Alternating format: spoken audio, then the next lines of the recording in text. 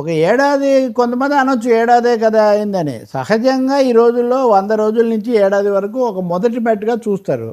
ఈ ఏడాదిలో ఇన్ని కోణాల్లో చేసినప్పుడు ఏమవుతుంది?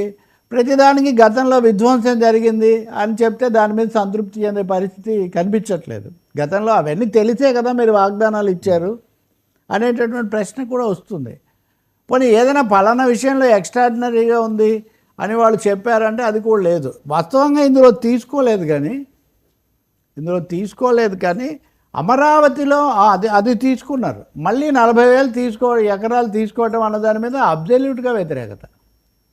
ఉన్నది చేయకుండా మళ్ళీ 40,000 ఎకరాలు తీసుకోవటం ఏంటి అనేది అత్యధిక ఓవరాల్గా చూస్తే వర్మ ప్రస్తుతం ఆంధ్రప్రదేశ్ ప్రభుత్వం పరిపాలన ఎలా ఉంది అంటే చాలా బాగుంది అన్నవాళ్ళు 4%, బాగుంది అన్నవాళ్ళు 30%, బాగోలేదు అన్నవాళ్ళు 41%,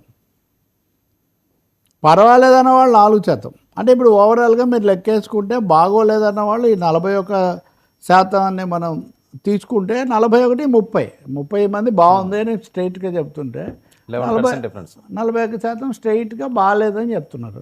దీనికి మళ్ళీ పర్వాలేదు లేదా చెప్పలేము ఇటువంటి వాళ్ళని కూడా కొంచెం అటు ఇటు చేసుకుంటే సగానికి సగం మంది ఏ కోణంలో చూసినా కానీ పథకాల విషయంలో కానీ పని విధానంలో కానీ ఆ తర్వాత వ్యక్తిగతంగా ప్రజాప్రతినిధుల పర్ఫార్మెన్స్ మీద కానీ మెజారిటీలో అసంతృప్తి వచ్చిందనేది స్పష్టమవుతుంది.